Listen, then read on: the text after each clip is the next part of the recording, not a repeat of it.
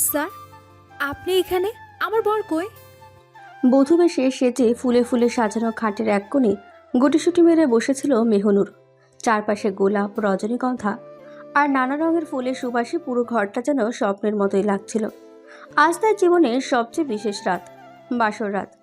মাত্র কয়েক ঘন্টা আগে তার বিয়ে হয়েছে, ইসলামী শরিয়াহ মেনে আকদ সম্পূর্ণ হয়েছে। আত্মীয় স্বজনের দোয়া আর শুভকামনায় মুখর ছিল পুরো অনুষ্ঠান।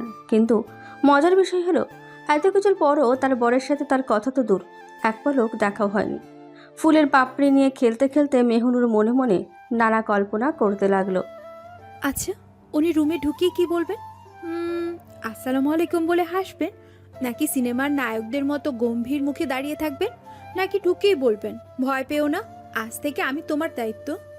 এসব ভেবেই লজ্জা পাচ্ছে মেহনুর। এদিকে সময় যেন আর কাটতেই চাইছে না। ঘড়ির কাঁটা এগিয়ে যাচ্ছে, কিন্তু বরের কোনো খবর নেই। মেহনুর বারবার দরজার দিকে তাকাচ্ছে, এতবার তাকিয়েছে যে নিজেই বিরক্ত হয়ে বিড়বিড় করে বলল, হে আল্লাহ, মানুষটার কি গুগল ম্যাপ হারিয়ে গেছে নাকি? নিজের বাসঘরের রাস্তা খুঁজে পাচ্ছে না কেন? ঠিক তখনই দরজার বাইরে কারো পায়ের শব্দ শোনা গেল। মেহনুরের বুক ধক করে উঠল। আলহামদুলিল্লাহ, অবশেষে আসছে। সে তাড়াতাড়ি ওড়নাটা ঠিক করলো, বসার ভঙ্গি ঠিক করলো, এমনকি মুখে হালকা একটা লাজুক হাসিও এনে ফেলল। দরজা ধীরে ধীরে খুলল, আর তারপর যা দেখলো তাতে তার মুখ থেকে অবাক হয়ে বেরিয়ে এলো, স্যার, আপনি এখানে? আমার বর কই? এতক্ষণ তো মেহনুর তার না দেখা বরকে নিয়ে স্বপ্ন দেখছে, কিন্তু এখানে তার ভার্সিটির ইংলিশ ডিপার্টমেন্টে বদরাগী বজ্জাত তানভীর চৌধুরী তনয় স্যারে করছে। সেটাই বুঝতে পারছে না মেহনুর। মানুষটাকে দেখে মেহনুরের মাথা যেন কাজ করা বন্ধ করে দিল। চোখ দুটো বিস্ফারিত, মুখ হা হয়ে আছে। কয়েক সেকেন্ড আগেও যে মানুষটাকে সে তার কল্পনার জগতে বর হিসেবে ভাবছিল, সেখানে এসে দাঁড়িয়েছে তার সবচেয়ে ভয়ঙ্কর শিক্ষক তানভীর চৌধুরী তনয়। তনয় শান্ত দৃষ্টিতে তার দিকে তাকিয়ে দরজাটা ভেতর থেকে বন্ধ করে দিল। তোমার বরকে খুঁজছো? অবশ্যই খুঁজবো, এটা আমার বাসর ঘর, আর আপনি এখানে দাঁড়িয়ে আছেন কেন? মেহনুরের কণ্ঠে আতঙ্ক আর বিভ্রান্তি স্পষ্ট। সে তড়াক করে বিছানা থেকে নেমে দাঁড়ালো। স্যার, আপনি ভুল রুমে চলে এসেছেন, প্লিজ বাইরে যান, কেউ দেখে ফেললে কি ভাববে? আমি ভুল রুমে আসিনি, তাহলে? এই রুমটাই আমার। কথাটা শুনিয়ে মেহনুরের মাথা আরো ঘুরে গেল। আপনার রুম মানে? এটা তো আমার আর আমার বরের রুম। ঠিক বলেছ। তাহলে আমার বর কোথায়? তনয় কিছুক্ষণ চুপ করে তার দিকে তাকিয়ে রইল, তারপর ধীরে ধীরে বলল, তোমার সামনে দাঁড়িয়ে আছে। মুহূর্তেই মেহনুরের হাত থেকে ওড়নার প্রান্তটা মাটিতে পড়ে গেল। নাউজুবিল্লাহ স্যার, হে এসব কি বলছেন? এটাই ঠিক, আমি তোমার স্বামী মেহনুর। মনে হলো পুরো পৃথিবীটা একবার ঘুরে গেল। মেহনুর অবিশ্বাসের চোখে তাকিয়ে রইল। না, এটা অসম্ভব। আপনি আমার শিক্ষক, আর শিক্ষক হলো মেহনুর কথা শেষ করার আগেই তনয় তাকে ধমক দিয়ে বলল, থাপ্পড় দিয়ে তোমার 32টা দাঁত ফেলে দেব, বেয়াদব মেয়ে। নিজের হাজবেন্ড কিসের সাথে তুলনা করতে যাচ্ছিলে? তনয়ের ধমক শুনে মেহনুর চুপসে গেল। বাকিটার বলার সাহস হলো না তার। সে কয়েক পা পিছিয়ে গিয়ে বিছানার পাশে দাঁড়ালো, মাথার ভেতর যেন ঝড় বয়ে যাচ্ছে। না, এটা হতে পারে না, নিশ্চয়ই কেউ আমার সাথে মজা করছে। তোমার কি মনে হয় বিয়ে নিয়ে কেউ মজা করে? কিন্তু আমার বরের নাম তো তনয়, আর আপনার নাম তো তানভীর। আমার পুরো নাম কি? তানভীর চৌধুরী। তনয়। গুড, তুমি এতটা খারাপ স্টুডেন্ট না। মেহনুর নাটকীয় ভঙ্গিতে বলল, कोई कह दो ये झूठ है। নেহি, ইয়ে সচ হ্যাঁ। মেহনুরের এখনো এসব বিশ্বাস হচ্ছে না, তাই নিজের হাতে আলতো চিমটি কাটলো। আউচ! কি করছো? দেখছি স্বপ্ন নাকি বাস্তব। ফলাফল কি? দুঃখের সাথে জানাচ্ছি, এটা স্বপ্ন না। কথাটা বলেই মুখটা কাচুমাচু করে ফেলল সে। তনয়ের ঠোঁটের কোণে ক্ষীণ হাসি ফুটে উঠল, তবে সেটা এতটাই ক্ষণস্থায়ী যে মেহনুর ঠিক বুঝতেই পারল না। স্যার, মানে? স্যার না। জি। এখন থেকে ভার্সিটির বাইরে আমি তোমার স্যার না, তাহলে কি ডাকবো? সেটা তুমি ভেবে বের করো। আমি কিছু ভাবতে পারছি না। আমার ব্রেন হ্যাং হয়ে গেছে, সব কিছু যেন ওলটপালট হয়ে গিয়েছে। তনয় এবার সরাসরি হেসে ফেলল। মেহনুর চোখ কপালে তুলে তাকালো। হি আল্লাহ, আপনি হাসতেও পারেন? আমি কি রোবট? ভার্সিটিতে তো তাই মনে হতো। আর এখন? এখন মনে হচ্ছে রোবটের সফটওয়্যার আপডেট হয়েছে। কথাটা বলে মেহনুর নিজের মুখ চেপে ধরল। আস্তাগফিরুল্লাহ, আমি কি আবার কিছু উল্টাপাল্টা করে ফেললাম? হ্যাঁ। এবারও কি 32টা দাঁত ফেলে দিবেন? না, আলহামদুলিল্লাহ। এবার শুধু হিসাব করে রাখলাম। কি হিসাব? সময় মতো এগুলো সব সুদে আসলে ফেরত দেব। তারপর তনয় নিজের গায়ের শেরওয়ানি খুলে পাশে রেখে সামনে থাকা ট্রলি থেকে মেহনুরের জন্য ড্রেস এনে ওর সামনে ধরে বলল। এখন ছোট মাথায় এত চাপ নেওয়ার দরকার নেই। আস্তে আস্তে সব ঠিকই বুঝে যাবে কি থেকে কি হলো। মেহনুর তনয়ের হাত থেকে ড্রেসগুলো নিতে নিতে বাচ্চাদের মতন করে বলল। সত্যি বলছি, এখনো আমার মাথায় কিচ্ছু ঢুকছে না। এখন শুধু একটা কথায় মাথায় ঢুকিয়ে নাও, আমি তোমার হাজব্যান্ড, তুমি আমার ওয়াইফ। আর কিছু ঢুকানোর দরকার নেই। মাথায় হাজার প্রশ্ন নিয়ে ওয়াশরুমে ঢুকে গেল মেহনুর। ওর যাওয়ার দিকে তাকিয়ে তনয় বলল। তোমাকে পাওয়া ছিল আমার জীবনের সবচেয়ে সুন্দর স্বপ্ন। আজ সেই স্বপ্ন সত্যি হয়েছে। মানুষ তার সবচেয়ে মূল্যবান জিনিসটাকে যেমন খুব যত্নে আগলে রাখে, ঠিক তেমনি আমিও তোমাকে আমার হৃদয়ের সবচেয়ে নিরাপদ জায়গায় সযত্নে রেখে দিতে চাই। তোমার হাসি, অভিমান, সুখ, দুঃখ সবকিছুর সঙ্গী হতে চাই আমি। আজ থেকে শুধু বর্তমান নয়, আমার ভবিষ্যতের প্রতিটি মুহূর্তেও আমি তোমাকে পাশে চাই। কারণ তুমি শুধু আমার ভালোবাসা নও, তুমি আমার জীবনের সবচেয়ে মূল্যবান প্রাপ্তি। চরিত্রের পরিচিত তানভীর চৌধুরী তনয়, 27 বছর, একটি নামকরা বিশ্ববিদ্যালয়ের ইংরেজ ডিপার্টমেন্টের লেকচারার। ছাত্রছাত্রীদের কাছে তিনি ভীষণ কঠোর, রাগী এবং শৃঙ্খলা পরায়ণ শিক্ষক হিসেবেই পরিচিত। ক্লাসে তার কথার অবাধ্য হওয়ার সাহস কারণেই। অযথা কথা বলা, দেরি করে আসা কিংবা পড়াশোনায় ফাঁকি দেওয়া তিনি একদমই পছন্দ করেন না। তবে কঠোরতার আড়ালে তিনি দায়িত্বশীল, সৎ এবং নিজের প্রিয় মানুষদের প্রতি গভীরভাবে যত্নশীল একজন মানুষ। মেহনুরকে তিনি দীর্ঘদিন ধরে নিঃশব্দে ভালোবেসে এসেছেন। কিভাবে যে এই দুষ্ট মেয়ের প্রেম পড়েছে সে নিজেও জানে না। মেহনুর রহমান ইংরেজ ডিপার্টমেন্টের প্রথম বর্ষের ছাত্রী। চঞ্চল, প্রাণবন্ত, বাচাল এবং একটু বেশি দুষ্ট স্বভাবের মেয়ে। যে কোনো পরিস্থিতিতে হাসির কিছু না কিছু খুঁজে বের করার অদ্ভুত ক্ষমতা আছে তার।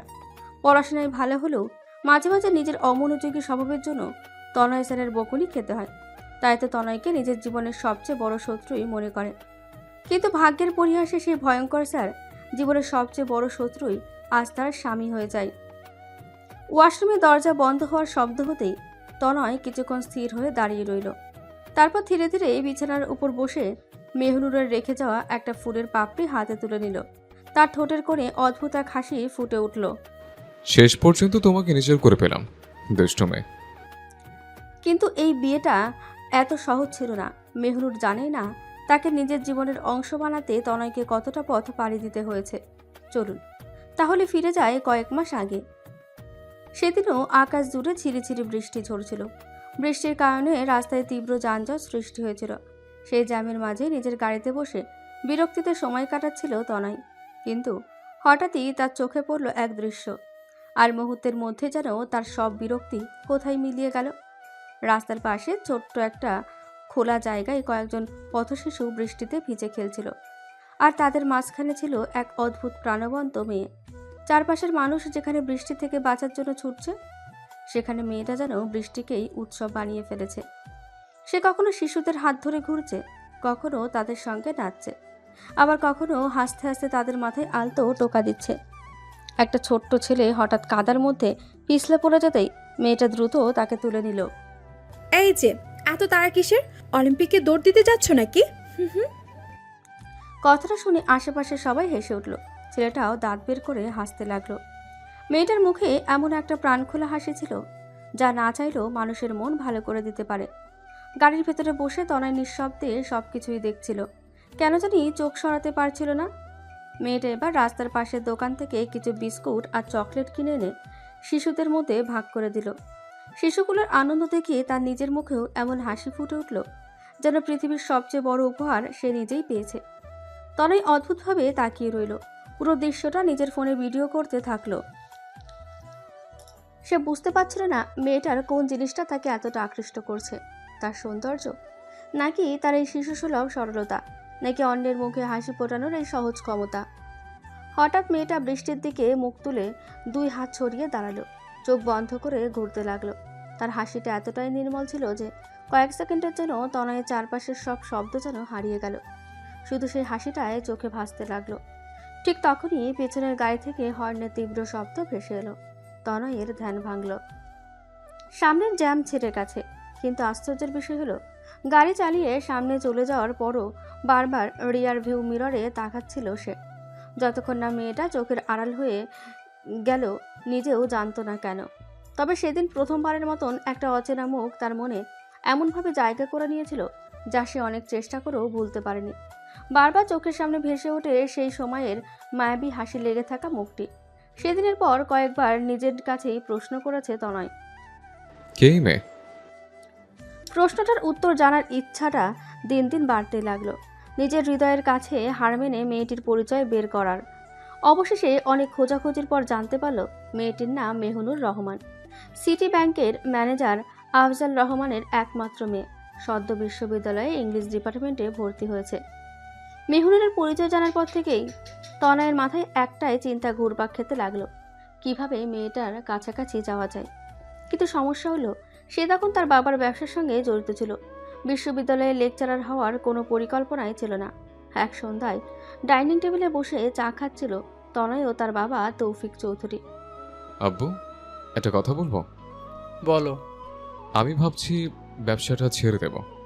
কথাটা শুনে তৌফিক চৌধুরী প্রায় চায়ের কাপ ফেলে দেওয়ার অবস্থা। কি বললি? মাথা ঠিক আছে তোর? একদম ঠিক আছে। যে ছেলে এতদিন বলতো ব্যবসা ছাড়া অন্য কিছু করবে না, সে আজ হঠাৎ ব্যবসা ছাড়তে চায় কেন? তনয় গলা খেকারি দিল। আসলে ছোটবেলা থেকে আমার শিক্ষক হওয়ার স্বপ্ন ছিল। মিথ্যা বলারও একটা সীমা আছে। ছোটবেলায় তোকে কখনো শিক্ষক হওয়ার কথা বলতে শুনিনি। তখন লজ্জা পেতাম। তুই আর লজ্জা? তৌফিক চৌধুরীর সন্দেহ আরো বেড়ে গেল। সত্যি করে বল, ব্যাপার কি? তনয় কিছুক্ষণ চুপ করে থেকে বলল, আব্বু, শিক্ষকতা একটা সম্মানজনক পেশা। দেশের ভবিষ্যৎ গড়ার সুযোগ আছে। ও, এতদিনে সমাজসেবার ভূত মাথায় উঠেছে। তুমি বুঝবে না। আমি সবই বুঝি। নিশ্চয় কোনো মেয়ের ব্যাপার আছে। কথাটা শুনে তনয় কাঁদতে শুরু করলো। ও, তাহলে আসল ঘটনা এটাই। কোথায় কি? আমি শুধু শিক্ষক হতে চাই। আমি তোকে জন্ম দিয়েছি, তোর মুখ দেখে বুঝতে পারি এখানে কোনো না কোনো মেয়ের কাহিনী আছে। ঠিক আছে, জব করার সাথে সাথে মাঝে মাঝে আমাদের ব্যবসাটাও দেখাশোনা করতে হবে। যদি পারিস তাহলে জব করতে পারিস। শেষ পর্যন্ত ছেলের জেদ আর যুক্তির কাছে হার মানলেন তিনি। কয়েক সপ্তাহের মধ্যেই তনয় মেহনুরের বিশ্ববিদ্যালয়ে ইংলিশ ডিপার্টমেন্টের লেকচারার হিসেবে যোগ দিল। জয়েন করার প্রথম দিন করিডোর দিয়ে হাঁটার সময় দূর থেকে মেহনুরকে দেখে তার ঠোঁটের কোণে হালকা হাসি ফুটে উঠল। এবার দেখি দুষ্টু মেয়ে, তোমার কাছাকাছি আসতে আর কেউ আমাকে আটকাতে পারে কিনা। হৈ হৈ করতে করতে বের হচ্ছে। কেউ হাসছে, কেউ আবার পরের লেকচারের জন্য তাড়াহুড়ো করছে। মেহনুর তার 2 বান্ধবীর স্নেহা ও সাথীর সঙ্গে হাঁটছিল, এক হাতে বই আরেক হাতে ফোন। মাঝে মাঝে সে কিছু না কিছু বলে সবাইকে হাসাচ্ছে। মেহনুর কথা বলতে এতটাই ব্যস্ত ছিল যে সামনের দিকে তাকিয়ে হাঁটতে থাকে। বিভিন্ন কথা বলে হাসতে হাসতে মাথা ঘুরিয়ে সামনের দিকে এগোলো। আর ঠিক তখনই ধাক্কা, কঠিন একটা বুকে হালকা ধাক্কা লেগে মেহনুর এক পা পিছিয়ে গেল। বইগুলো প্রায় পড়েই যাচ্ছিল। সে কোনো মতে সামনে নিল। তারপর সামনে তাকিয়ে দেখলো একজন সুদর্শন পুরুষ দাঁড়িয়ে আছে। তবে এখন মেহনুর সামনে পুরুষটার সুদর্শন চেহারা দেখে গলে না গিয়ে রাগী কণ্ঠে বলে ওঠে, আই মিয়া, চোখ কি হাতে নিয়ে হাঁটে নাকি? কারোর সাথে ধাক্কা লাগায় তনয়ের চোখে মুখে বিরক্তি ফোটে। তবে সামনে দাঁড়িয়ে থাকা মানুষটাকে দেখে ওর বিরক্তি যেন নিমেষেই উদা হয়ে যায়। তনয় মেহনুরের দিকে কয়েক সেকেন্ড তাকিয়ে রইল, তারপর শান্ত গলায় বলল, চোখ হাতে নিয়ে হাঁটলে তো তোমাকে দেখতেই পেতাম না। মেহনুর ভ্রু কুঁচকে বলল। মানে? তনয় বুঝতে পারে সে ভুল সময় ভুল কথা বলে ফেলেছে, তবে এখন ধরা পড়লে চলবে না। তাই নিজেকে স্বাভাবিক করেই বলল, মানে সামনে না তাকিয়ে হাঁটছিল তুমি? ধাক্কা লেগেছে কার কারণে সেটা আগে ভেবে দেখো। কথাটা শুনেই মেহনুরের মুখ হাড়ির ঢাকনার মতন গরম হয়ে গেল। ও, এখন আবার দোষ আমার? আমি তো তাই দেখছি। বাহ, ধাক্কা দিবেন আবার উল্টো আমাকেই দোষ দিবেন? তুমি কি সবসময় এত বেশি কথা বলো? আর আপনি কি সবসময় এত ভাব নিয়ে কথা বলেন? হুম হুম। পাশে দাঁড়িয়ে থাকা স্নেহা আর সাথী একে অপরের মুখের দিকে তাকালো। পরিস্থিতি যেদিকে যাচ্ছে তাতে যে কোনো সময় বড়সড় ঝগড়া শুরু হতে পারে। আরে মেহনুর, চল না। না, আগে উনি সরি বলুক। আমি কেন সরি বলবো? কারণ আপনি ধাক্কা দিয়েছেন। ধাক্কা আমি দিয়েছি? জি, আপনার সাথেই তো ধাক্কা লেগেছে। তাহলে সরি তোমার বলা উচিত। অসম্ভব। তনয়ের ঠোঁটের কোণে ক্ষীণ হাসি ফুটে উঠল। অহংকার খুব বেশি। আত্মসম্মান বলে একটা জিনিস আছে। ভালো, আশা করি ক্লাসে আত্মসম্মান বজায় থাকবে। ক্লাসে থাকবে মানে? তনয় আর কিছু না বলে নিজের আইডি কার্ডটা ঠিক করে সামনে এগিয়ে গেল। ঠিক তখনই মেহনুরের চোখ পড়ল তার গলায় ঝুলানো পরিচয়পত্রের দিকে। তানভীর চৌধুরী তনয়, লেকচারার, ডিপার্টমেন্ট অফ ইংলিশ। মুহূর্তেই মেহনুরের মুখের রং বদলে গেল। হি আল্লাহ! সাথী ফিসফিস করে বলল, মেহনুর, উনি আমাদের নতুন ইংলিশ স্যার। আর তুই 5 মিনিট ধরে স্যারের সাথে ঝগড়া করলি?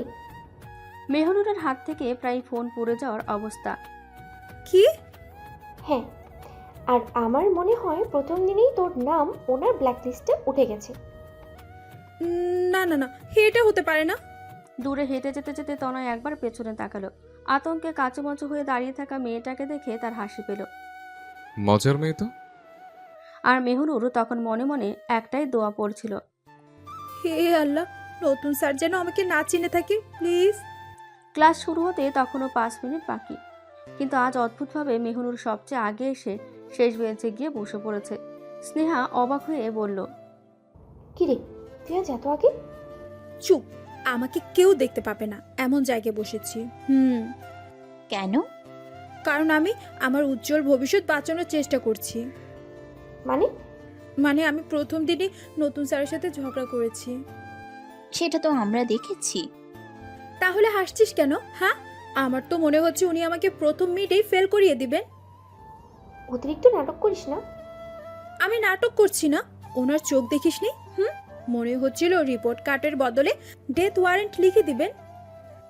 দুই বান্ধবী হেসে উঠল। ঠিক তখনই ক্লাসরুমের বাইরে জুতোর শব্দ শোনা গেল। মুহূর্তের মধ্যে পুরো ক্লাস চুপ হয়ে গেল। মেহনুর গিলে ফেলল নিজের লালা। হে আল্লাহ, এসে গেছে। দরজা খুলে ভেতরে প্রবেশ করলেন তানভীর চৌধুরী তনয়। সাদা শার্ট, কালো প্যান্ট আর গম্ভীর মুখ।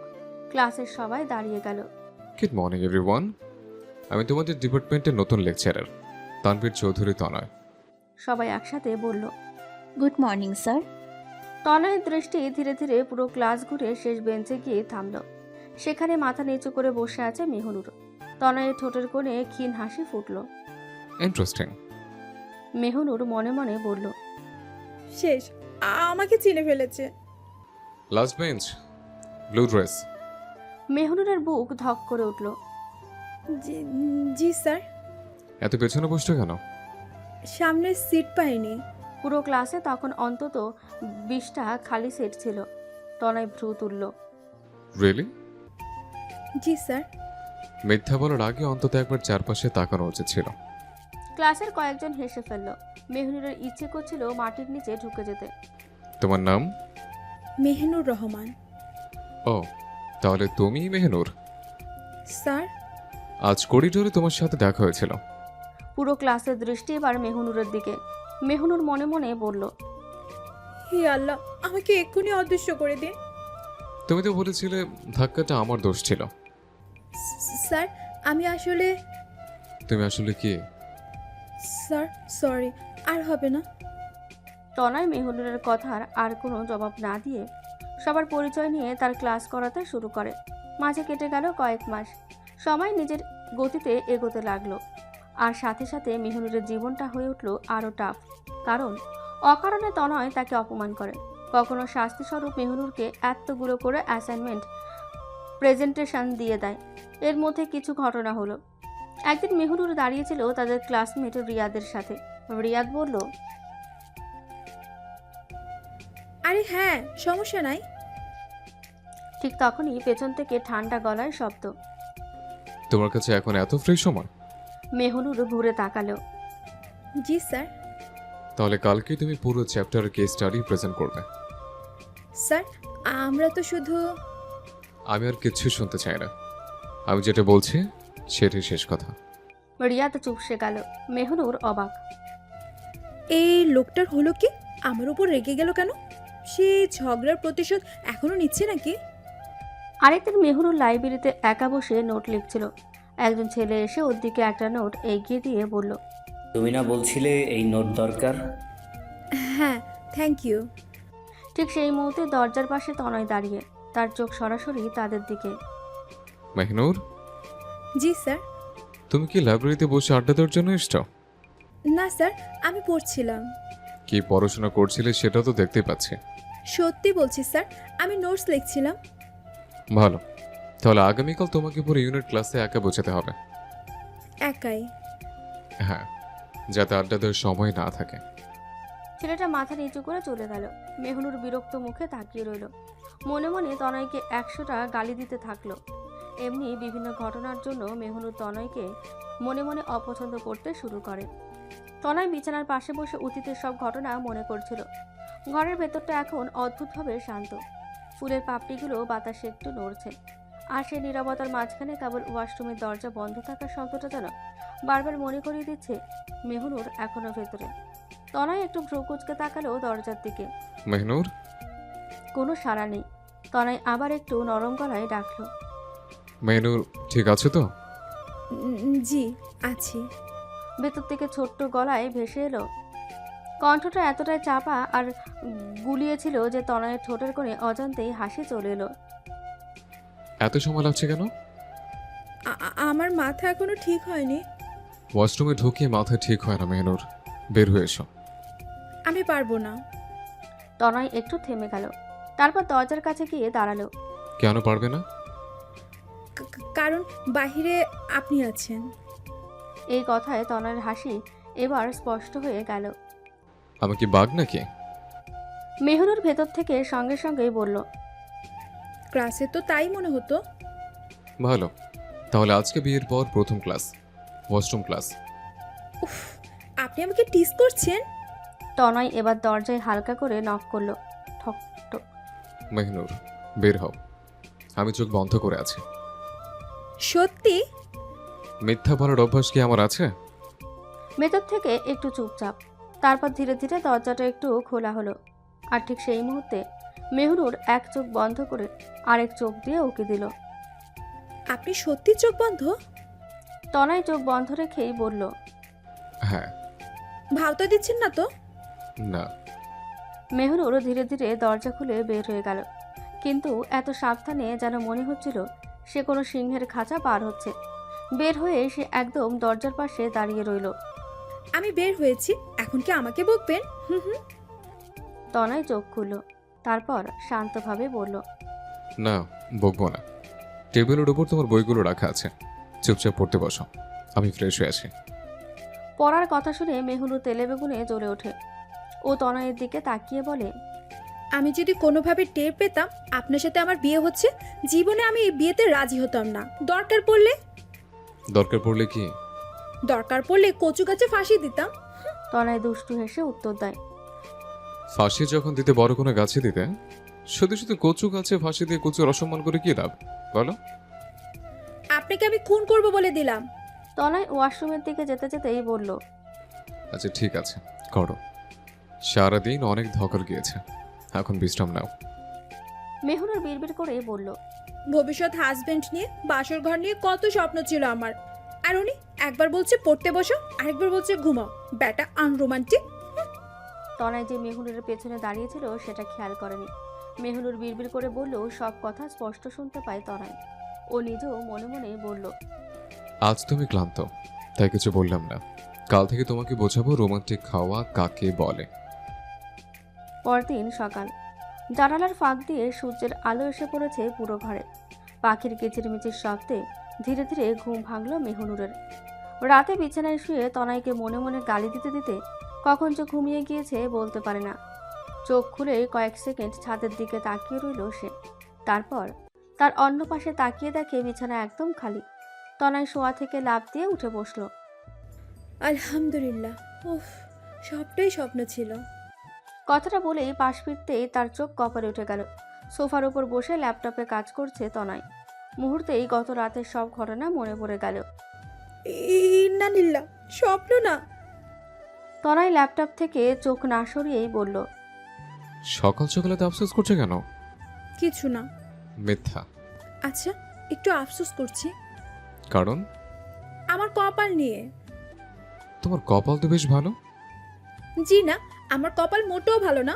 আমার কপাল যদি সত্যি ভালো হতো তাহলে পৃথিবীতে এত মানুষ থাকতে আমার আপনার সাথে বিয়ে হতো না। আমি ছোটবেলা থেকে কত স্বপ্ন দেখতাম জানেন। আমার বর হবে খুব শান্ত, ভদ্র, রোমান্টিক টাইপের মানুষ। সকালে উঠে মিষ্টি করে কথা বলবে, আমাকে আদর করে ডাকবে। আর আমার ভাগ্যে কি জুটলো, এমন একজন মানুষ যিনি বাসররাতে আমাকে পড়তে বসতে বলেন। থাক, দুঃখ প্রকাশ পরে করো। যাও, ফ্রেশ হয়ে নাও। আম্মা ডেকে গিয়েছে, নিচে যেতে হবে। তনয়ের কথা শুনে মেহনুর মুখ বাঁকিয়ে ওয়াশরুমের দিকে চলে গেল। এমন ভাব করছে যেন আমি নিচে না গেলে পুরো পৃথিবী থেমে যাবে। না, পৃথিবী থমকে যাবে না। আম্মুর হাজার প্রশ্নের উত্তর দিতে হবে। সকাল সকাল আম্মুর জেরার মুখে পড়তে চায় না। মেহনুর ওয়াশরুমে ঢুকে যাওয়ার পর তনয় কিছুক্ষণ ল্যাপটপে কাজ করতে থাকলো, কিন্তু তার মনটা আজ আগের মতন একদম স্থির নেই। মাঝে মাঝে সে অজান্তেই দরজার দিকে তাকাচ্ছিল। অন্যদিকে ওয়াশরুমের ভিতরে মেহনুর আয়নার সামনে দাঁড়িয়ে নিজেকেই রাগ দেখাচ্ছিল। কষ্ট হচ্ছিল ওর। আফসোসের সুরে বলল, হে আল্লাহ, এই লোকটার সঙ্গে আমার বিয়ে না হলে কি খুব বেশি ক্ষতি হয়ে যেত। বিয়ে তো শুধু একটা সম্পর্ক নয়, এটা সারা জীবন বয়ে বেড়ানোর মতো একটা বন্ধন। বিয়ে এমন একজন মানুষের সঙ্গে হওয়া উচিত যার কাছে মনের সব কথা নির্দ্বিধায় বলা যায়, যার কাছে নিজের সুখ দুঃখ উজাড় করে দেওয়া যায়। আমি তো ভেবেছিলাম আমার জীবনসঙ্গী হবে এমন কেউ যে আমার খেয়াল রাখবে, আমাকে বুঝবে, আমার ছোট ছোট অনুভূতিগুলো মূল্য দিবে, যার ভালোবাসায় আমি নিজেকে নিরাপদ অনুভব করব, যার হাত ধরে জীবনের দীর্ঘ পথটা নিশ্চিন্তে হেঁটে যেতে পারবো। কিন্তু আমার বিয়ে হয়েছে আমারই ভার্সিটির টিচারের সঙ্গে, একজন এমন মানুষের সঙ্গে যাকে দেখলে এখনো ভয় আর সংকোচ কাজ করে, যার সামনে চাইলে মনের কথা খুলে বলতে পারবো কিনা তাই জানি না। সে কোনোদিন আমার খেয়াল রাখবে কিনা, আমাকে ভালোবাসবে কিনা সেটাও জানি না। এমনকি তার হাত ধরে নির্ভয় কোনো রাস্তা হাঁটতে পারবো কিনা সেই উত্তরটাও আমার কাছে নেই। কখনো কখনো মনে হয় এই সম্পর্কটি কি শুধুই নামে স্বামী স্ত্রী সম্পর্ক হয়ে থাকবে, নাকি একদিন সত্যি আমাদের মাঝে ভালোবাসা, বিশ্বাস আর বন্ধুত্ব গড়ে উঠবে। আচ্ছা, উনি আমাকে বিয়ে করলোই বা কেন? মেহনুর ওয়াশরুম থেকে বের হয়ে সোফার পাশ দিয়ে যাওয়ার সময় হঠাৎ ভারসাম্য হারিয়ে সামনে পড়ে যেতে নিতেই শক্ত দুটো হাত এসে জড়িয়ে ধরল মেহনুরকে। মুহূর্তের মধ্যে সে নিজেকে তনয়ের বাহুর মাঝে আবিষ্কার করলো। মেহনুর ভয়ে চোখ বন্ধ করে ফেলেছিল। কয়েক সেকেন্ড পর বুঝতে পারলেও সে মাটিতে পড়েনি। তনয় ভ্রু কুঁচকে বলল, তুমি কি এখনো ছোট বাচ্চা, হাঁটতে শেখোনি? মেহনুর ধীরে ধীরে চোখ খুলে তাকালো। আমি কি ইচ্ছে করে যাচ্ছিলাম নাকি? সারাদিন তেরিং বিরিং করে লাফালে, যখন তখন পড়ে যাবে, এটা স্বাভাবিক না? তনয়ের কথায় মেহনুর রেগে বলল, আমাকে ছাড়ুন। ছেড়ে দিলে আবার পড়ে যাবে। আমি পড়বো না, ছাড়ুন বলছি। তোমার কথার উপর ভরসা নেই। এখন ছেড়ে দিলে পরে দেখা যাবে পড়ে গিয়ে কোমর ভেঙে ফেলছ, তখন তোমাকে কোলে নিয়ে ঘুরতে হবে আমাকে। তনয়ের কথায় মেহনুরের মুখ লজ্জায় লাল হয়ে গেল। সেই সাথে ও ফিল করলো তনয়ের হাত তার কোমরে চেপে রয়েছে। মেহনুর অপ্রস্তুত গলায় বলল, স্যার ছাড়ুন আমাকে, আমার কেমন যেন লাগছে। তনয় মেহনুরকে টেনে নিজের শরীরের সাথে চেপে ধরে কানের কাছে মুখ নিয়ে ফিসফিস করে বলল, কেমন লাগছে? মেহনুরকে তনয় এত কাছে টেনে নেওয়া মেহনুরের পুরো শরীর শিরশির করে উঠল। ওর মনে হলো ও চেষ্টা করে মুখ দিয়ে কোনো শব্দ বের করতে পারছে না, তাও অনেক চেষ্টা করে কাঁপা কণ্ঠে বলল, আমার কেমন যেন অস্থির অস্থির লাগছে, প্লিজ ছেড়ে দিন আমাকে। একটি ছোঁয়ায় এ অবস্থা? সামনে তো আরো গভীরভাবে ছোবো তোমাকে, তখন কি করবে তুমি? মেহনুর লজ্জায় লাল হয়ে যাচ্ছে। ও কিছু বলতে যাবে ঠিক তখনই দরজার বাইরে থেকে তনয়ের মায়ের ডাক ভেসে এলো, তনয়। মেহনুর, তোমরা নিচে আসছো নাকি? আসছি আম্মু। তারপর তনয় মেহনুরের দিকে তাকিয়ে বলল। চলো নিচে যাই। তনয়ের কথা শুনে মেহনুর কোনো উত্তর দিল না। মাথা নিচু করে দ্রুত দরজার দিকে হাঁটতে লাগলো। আর তনয় তার পেছনে পেছনে স্বাভাবিক ভঙ্গিতে বেরিয়ে এলো। সিঁড়ি বেয়ে নিচে নামতে ডাইনিং টেবিলের সামনে দাঁড়িয়ে থাকা তানিয়া চৌধুরী দুজনের দিকে তাকিয়ে মুচকি হাসলেন। আসতে এত সময় লাগলো কেন তোমাদের? আমি তো বেশ অনেকক্ষণ ধরেই অপেক্ষা করছি। নাস্তা ঠান্ডা হয়ে যাচ্ছে আর তোমরা এখন নামলে? আসলে আন্টি, না মানে আম্মু, আমি একটু দেরি করে ঘুম থেকে উঠেছিলাম, তারপর ফ্রেশ হতে গিয়ে সময় লেগে গেল। মেহনুরের মুখে আম্মু ডাক শুনে তানিয়া চৌধুরী স্নিগ্ধ হেসে সামনে রাখা চেয়ারটায় বসতে বললেন। আরে মা, এতে এত অপ্রস্তুত হওয়ার কি আছে? নতুন পরিবেশ, নতুন মানুষ, নতুন ঘর, সব কিছুর সঙ্গে মানিয়ে নিতে একটু সময় তো লাগবেই। আমি তো প্রথম দিনেই ভেবেছিলাম তুমি হয়তো আরও বেশি অস্বস্তি বোধ করবে, কিন্তু তোমাকে দেখে মনে হচ্ছে তুমি বেশ সাহসী মেয়ে। সাহসী তো না আম্মু, আসলে সব কিছু এখনও আমার কাছে একটু অদ্ভুত লাগছে। কাল পর্যন্ত আমি নিজের বাড়িতে ছিলাম, নিজের রুমে ছিলাম, নিজের নিয়মে চলতাম, আর আজ হঠাৎ করে সব কিছু বদলে গেছে। মাঝে মাঝে মনে হয় আমি যেন কোনো সিনেমার মধ্যে চলে এসেছি। এটাই তো জীবনের সৌন্দর্য মা। কিছু পরিবর্তন প্রথমে অচেনা লাগে, কিন্তু ধীরে ধীরে সেই অচেনা জিনিসগুলি সবচেয়ে আপন হয়ে যায়। আম্মু, এত সকালে এত দর্শনের কথা না বললেও চলবে। আগে নাস্তা করতে দাও। এই, সারাদিন খ্যাক খ্যাক করবি না তো? তুই কোন রাজ্যের রাজা যে সারাদিন ভাব নিয়ে থাকিস? মেহনুর বাচ্চাদের মতন ঠোঁট ফুলিয়ে বলল। আম্মু, আপনি একদম ঠিক বলেছেন। তবে ছোটবেলায় এমন ছিল না, খুব দুষ্টু প্রকৃতির ছিল। কি বললেন আম্মু? তানভীর স্যার আবার দুষ্টও ছিল? মানে বুঝলাম না। আরে সত্যি বলছি, একবার কি হয়েছে জানো? ছোটবেলায় একবার রান্নাঘর থেকে পুরো একটা কেক অর্ধেক খেয়ে ফেলেছিল। তারপর এমন ভাব করছিল যেন কিছুই জানে না। কি বলছেন? স্যার এমন কাজও করতেন? আম্মু, পুরনো ইতিহাস প্রকাশ করার কোনো দরকার আছে? কেন থাকবে না? আমার বৌমার তো জানা উচিত তার স্বামী ছোটবেলায় কত বড় দুষ্টু ছিল। মেহনুর আগ্রহ নিয়ে বলল। আম্মু, আমি কিন্তু সব গল্প শুনতে চাই, একটাও বাদ দেওয়া যাবে না। আমি বুঝতে পারছি আমার বিরুদ্ধে বড়সড় ষড়যন্ত্র শুরু হয়ে গেছে। আম্মু, আরেকটু বলুন না। স্যারকে তো ভার্সিটিতে সব সময় এত সিরিয়াস দেখেছি যে ওনাকে ছোটবেলায় দুষ্টামি কল্পনাই করতে পারছি না। সিরিয়াস? এই ছেলেটা ছোটবেলায় একদিন স্কুলে না যাওয়ার জন্য এমন অভিনয় করেছিল যে মনে হচ্ছিল ওর বুঝি খুব জ্বর। পরে দেখি জ্বর না, ক্রিকেট ম্যাচ দেখার পরিকল্পনা। স্যার, আপনি তো দেখি ভয়ঙ্কর অভিনেতা ছিলেন।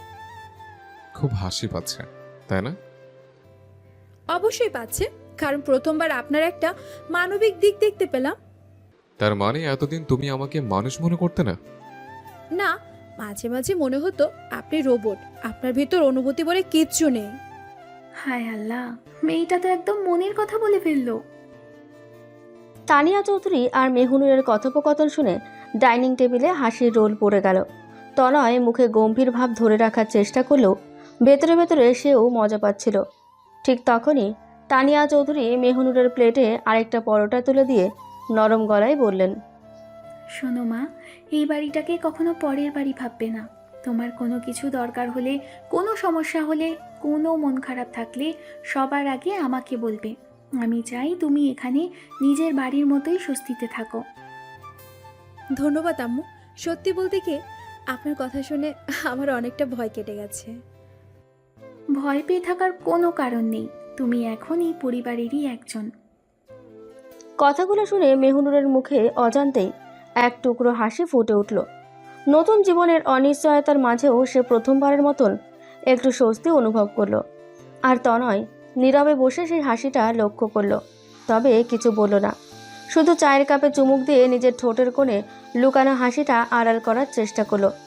নাস্তার টেবিলে হাসি ঠাট্টার মাঝেই হঠাৎ কারো হালকা পায়ের শব্দ শোনা গেল। সবাই একসাথে একটু থেমে গেল। পেছনে তাকিয়ে দেখলো তৌফিক চৌধুরী এদিকেই আসছে। টেবিলের কাছে এসে তিনি বললেন। আমাকে রেখে কি নিয়ে হাসাহাসি করছো তোমরা? আরে মেহনুরকে তনয়ের ছোটবেলার কথা বলছিলাম। ও বিশ্বাসই করতে চাইছে না যে তনয় ছোটবেলায় অনেক দুষ্টু ছিল। তৌফিক চৌধুরীর কোলেস্টেরল সমস্যা আছে, যার কারণে তার মাংস খাওয়া নিষেধ আছে। তিনি তানিয়া চৌধুরীকে কথার ধ্যান রেখে লুকিয়ে একটা মাংস নিজের প্লেটে নিতে নিতে মেহনুরকে বলল, হ্যাঁ, মেহনুর মা, তনয় দুষ্ট ছিল। ও এত দুষ্টুমি করতো যে ওর পিছু পিছু একজনকে সবসময় ঘুরতে হতো, কখন কি করে ফেলে এই ভয়ে, তাই না তানিয়া? তৌফিক চৌধুরী কথার তানিয়া চৌধুরী হেসে উত্তর দেয়, হ্যাঁ, আগে ছেলের উপর নজর রাখতে হতো যাতে কিছু নষ্ট না করে ফেলে, আর এখন ছেলের বাবার উপর নজর রাখতে হয় যাতে সে উল্টোপাল্টা কিছু খেয়ে না ফেলে। তৌফিক চৌধুরী ধরা পড়ে যাওয়ায় অসহায় হওয়ার ভান করে তানিয়া চৌধুরীর দিকে তাকিয়ে থাকে। তনয় নিজের বাবার কাণ্ডে হেসে ফেলে। তানিয়া চৌধুরী তৌফিক চৌধুরীর প্লেট থেকে মাংসের টুকরোটা তুলে নিতে নিতে বলল, তোমার কোলেস্ট্রল আছে তুমি জানো না, তারপরও মাংসটা নিয়েছো কেন? তোমার জন্য তেল মশলা কম দিয়ে সবজি রান্না করেছি, ওটা খাও। ওই সব ঘাস পাতা আমার খেতে ভালো লাগে না, একটু মাংস খেলে কি হয়? তৌফিক চৌধুরীর মুখটা এমন হয়ে গেল যেন পৃথিবীর সবচেয়ে বড় অন্যায়টা তার সাথেই হয়েছে। তিনি অসহায়ের মতো নিজের খালি প্লেটের দিকে তাকিয়ে দীর্ঘশ্বাস ফেললেন। দেখলে মেহনুর মা, এই বাড়িতে আমার কোনো স্বাধীনতা নেই, একটা ছোট্ট মাংসের টুকরো শান্তিতে খেতে দেয় না। আম্মু তো আপনার ভালোর জন্যই বলেছে। তুমি এদের দলে চলে গেলে আমি ভেবেছিলাম অন্তত তুমি আমাকে সমর্থন করবে। আমি সত্যির পক্ষে থাকি আব্বু। আব্বু ডাকটা শুনে তৌফিক চৌধুরীর মুখ উজ্জ্বল হয়ে উঠল। আহা, এই তোমার বৌমা একদিনেই আব্বু বলে ফেললে। বিষয় পাল্টে লাভ নেই, সবজি খাও। তানিয়া, তুমি জানো না একজন মানুষের সুখ শান্তির জন্য মাঝে মাঝে মাংস প্রয়োজন। আর হাসপাতালে ভর্তি হওয়ার জন্যও প্রয়োজন। আম্মু, আব্বুর সাথে তর্ক করে কোনো লাভ নেই। উনি আজীবন নিজেকে নির্দোষ প্রমাণ করার চেষ্টা করবেন। দেখেছো মেহনুর, নিজের ছেলে পর্যন্ত আমার বিরুদ্ধে। আসলে আব্বু, সবাই আপনার স্বাস্থ্য নিয়ে চিন্তা করছে। শুধু চিন্তাই করে, আমার অনুভূতির কথা কেউ ভাবে না। তার নাটকীয় কথায় পুরো টেবিল আবার হেসে উঠল। কিছুক্ষণ পর তৌফিক চৌধুরী হঠাৎ মেহনুরের দিকে তাকিয়ে বললেন, শোনো মা, নতুন জায়গায় এসে শুরুতে একটু অস্বস্তি হবেই, কিন্তু কোনো কিছু নিয়ে মন খারাপ করবে না। আমার আম্মু আছে, আমি রাজি। কোনো সমস্যা হলে সরাসরি আমাদের বলবে। জি আব্বু। আর একটা কথা, তনয় যদি তোমাদের বকাঝকা করে তাহলে এই বুড়ো বাপটার কাছে বলবে, আমি ওর কান মলে দেব। তৌফিক চৌধুরী ও তানিয়া চৌধুরীর কথা শুনে মেহনুরের বুকের ভেতরটা হালকা হয়ে গেল। সকাল থেকে যে অস্বস্তিটা ছিল সেটা যেন ধীরে ধীরে কমে আসছে। ঠিক তখনই তানিয়া চৌধুরী ঘড়ির দিকে তাকিয়ে বললেন, আচ্ছা, গল্প অনেক হয়েছে। তনয়, তোমার আজকে ভার্সিটিতে যেতে হবে? হ্যাঁ, দুপুরের আগে একটু গুরুত্বপূর্ণ মিটিং আছে। আচ্ছা, তাহলে যা, তবে কাল কিন্তু ছুটি নিবি। কেন? কাল বৌমাকে নিয়ে ওর বাপের বাড়ি যাবি। কালকে থেকে পরশু ওকে নিয়ে চলে আসবি। আমাকেও থাকতে হবে? হ্যাঁ, তোকেও থাকতে হবে।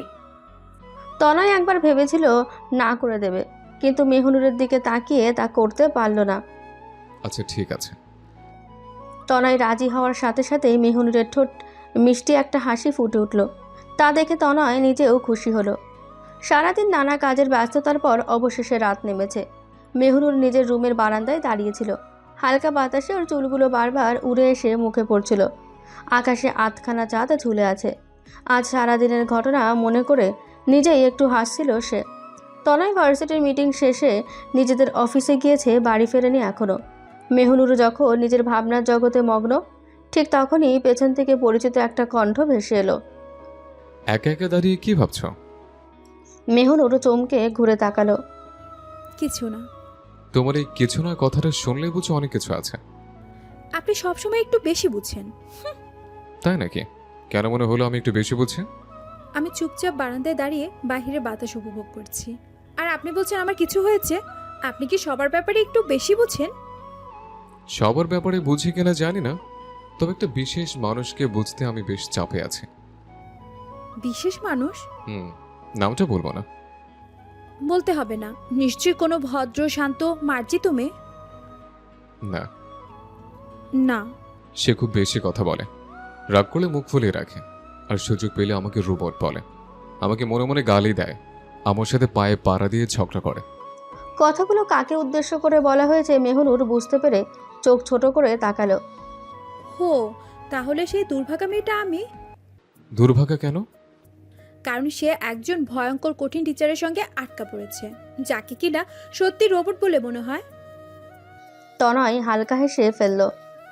তোমার কাছে আমি এতটাই খারাপ? খারাপ না, তবে ভয়ঙ্কর সিরিয়াস। আজ সারাদিন আমার বিরুদ্ধে আম্মু আর আব্বুর সঙ্গে জোট বেঁধে ষড়যন্ত্র করলে, তখন তো আমাকে তেমন সিরিয়াস মনে হয়নি। মোটো ষড়যন্ত্র করিনি, আমি সত্যি কথা বলছি।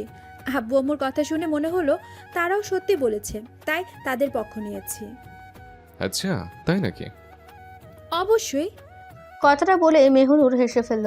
কয়েক মুহূর্ত দুজনে চুপচাপ দাঁড়িয়ে রইল। তারপর তনয় ধীরে ধীরে বলল, আজ তুমি খুশি ছিলে? মেহনুর একটু অবাক হলো। কিভাবে বুঝলেন? তোমার হাসি দেখে।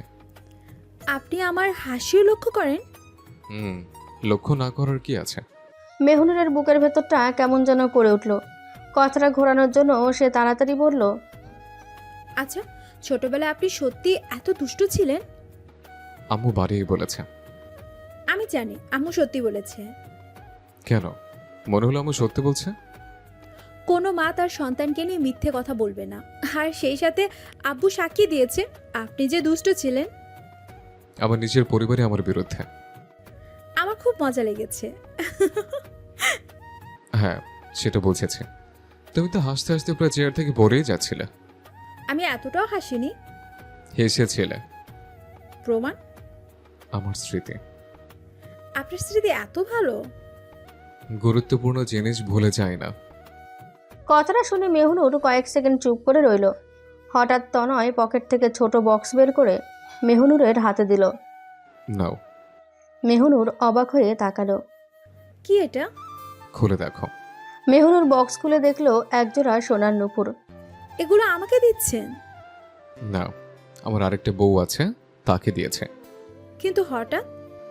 বিয়ের পর ফার্স্ট নাইটে ওয়াইফকে নাকি কিছু গিফট দিতে হয়। আমি কাল ফ্রেশ হয়ে এসে তোমাকে এগুলো দিব ভেবেছিলাম, কিন্তু ফ্রেশ হয়ে আস্তে আস্তে দেখি তুমি একদম নাক ডেকে ডেকে ঘুমাচ্ছ। আমি মোটেও ঘুমের মধ্যে নাক ডাকি না। যে নাক ডাকে সে কি বুঝতে পারে সে ঘুমের মধ্যে নাক ডাকে? যে পাশে থাকে সে বুঝতে পারে। মেহনুর মুখ কালো করে বলল, আমি কি সত্যি ঘুমানোর সময় নাক ডাকি? তনয় হো হো করে হেসে ওঠে। বোকা মেয়ে, মন খারাপ করছো কেন? আমি তো মজা করছিলাম। রুমে চলো, কাজ আছে। তনয় মেহনুরের হাত ধরে ওকে বারান্দা থেকে রুমে নিয়ে গেল। বিছানার উপর পা ঝুলিয়ে বসালো। মেহনুর চুপচাপ তনয়ের সকল কার্যক্রম দেখতে থাকলো। তনয় মেহনুরের পায়ের সামনে বসে পড়ল। তারপর মেহনুরের হাতে থাকা নুপুরের বক্স থেকে একটা নুপুর হাতে নিল। অন্য হাত দিয়ে মেহনুরের পা ধরতে নিলেই মেহনুর আতঙ্কে উঠে পড়ল। কি করছেন কি আপনি? আপনি আমার পা ধরেছেন কেন? আপনি আমার বয়সে বড়, তার উপর টিচার। আপনি আমার পা ধরলে আমার গুনাহ হবে। সব সম্পর্ক এখন বাদ। এখন আমাদের মধ্যে একটাই সম্পর্ক, স্বামী স্ত্রীর সম্পর্ক। কোনো স্বামী তো স্ত্রীর পা ধরলে স্ত্রীর গুনাহ হয়, এমন কিছু তো কখনো শুনিনি। তনয়ের কথার প্রেক্ষিতে মেহনুর আর কিছু বলতে পারল না। তনয় মেহনুরের একটা পা টেনে নিজের হাঁটুর উপর উঠিয়ে খুব যত্ন সহকারে মেহনুরের পায়ে নুপুরটা পরিয়ে দিল। একই ভঙ্গিতে অন্য পায়ে নুপুর পরিয়ে দিয়ে বিজয়ের হাসি মুখে টেনে উঠে দাঁড়ালো। তারপর মেহনুরের দিকে তাকিয়ে বলল, কখনো যে নূপুরগুলো পা থেকে খুলতে না দেখে। মেহনুর মাথা ঝাঁকিয়ে সম্মতি দিল, যার অর্থ সে কখনো এই নুপুরগুলো তার পা থেকে খুলবে না। গভীর রাত, নির্ঘুম এক রাত পার করছে মেহনুর। বারবার চোখ বন্ধ করেও ঘুম তার ধরা দিচ্ছে না। তার পাশেই নিশ্চিন্তে ঘুমিয়ে আছে তনয়। যদিও তনয় তার থেকে যথেষ্ট দূরত্ব বজায় রেখে শুয়েছে, তবুও মেহনুরের ভেতরে এক অদ্ভুত অস্বস্তি কাজ করছে। গতকাল সারাদিনের ক্লান্তিতে তনয় ঘরে আসার আগেই ঘুমিয়ে পড়েছিল সে। সকালে ঘুম ভাঙার পরও পাশে তনয়কে দেখেনি, তাই তখন তেমন কোনো অস্বস্তিও অনুভব করেনি। কিন্তু আজ পরিস্থিতি ভিন্ন। একই ঘরে একই বিছানায় তনয়ের উপস্থিতি তাকে বারবার সচেতন করে তুলেছে। অকারণে বুকের ভেতরটা কেমন অস্থির লাগছে তার। ঘরের নিস্তব্ধতা, দেওয়ালে ঝুলে থাকা ঘড়ির টিকটেক শব্দ, আর পাশে ঘুমিয়ে থাকা তনয়ের শান্ত মুখ, সবকিছু মিলিয়ে মেহনুরের চোখে যেন আর ঘুমের দেখা নেই। যতই নিজেকে স্বাভাবিক করার চেষ্টা করছে, ততই অজানা এক অনুভূতি তাকে ঘিরে ধরেছে, ফলে কোনোভাবেই ঘুমাতে পারছে না সে। গভীর রাত, পুরো ঘর নিস্তব্ধ। জানালার ফাঁক দিয়ে চাঁদের ম্লান আলো এসে বিছানার একপাশে পড়ে আছে। মেহনুর অনেকক্ষণ ধরে চোখ বন্ধ করে শুয়ে আছে, কিন্তু কিছুতেই ঘুম আসছে না। যতবার চোখ বন্ধ করছে ততবারই দিনের বিভিন্ন ঘটনা মনে পড়ে যাচ্ছে। সকালের নাস্তার টেবিল, তানিয়া চৌধুরীর আদর, তৌফিক চৌধুরীর মজার কথা, আর সন্ধ্যায় তনয়ের দেওয়া নুপুর। সবকিছু মিলিয়ে তার ভেতরে এক অদ্ভুত অনুভূতি কাজ করছে। হে আল্লাহ, আমি ঘুমাতে পারছি না কেন? উনি তো কিছুই করছেন না, নিজের মতো ঘুমিয়ে আছেন, তাহলে আমার এত অস্বস্তি লাগছে কেন? পাশ ফিরে তনয়ের দিকে তাকালেও সে, তনয় গভীর ঘুমে আচ্ছন্ন, মুখে সেই পরিচিত গম্ভীর ভাব নেই। ঘুমন্ত অবস্থায় তাকে অনেক শান্ত আর মায়াবী লাগছে। মেহনুর কিছুক্ষণ তাকিয়ে থেকে দ্রুত চোখ সরিয়ে নিল। না না, আমি ওনার দিকে তাকিয়ে আছি কেন? কথাটা ভেবে নিজের ওপর বিরক্ত হয়ে অন্যদিকে মুখ ফিরিয়ে নিল সে।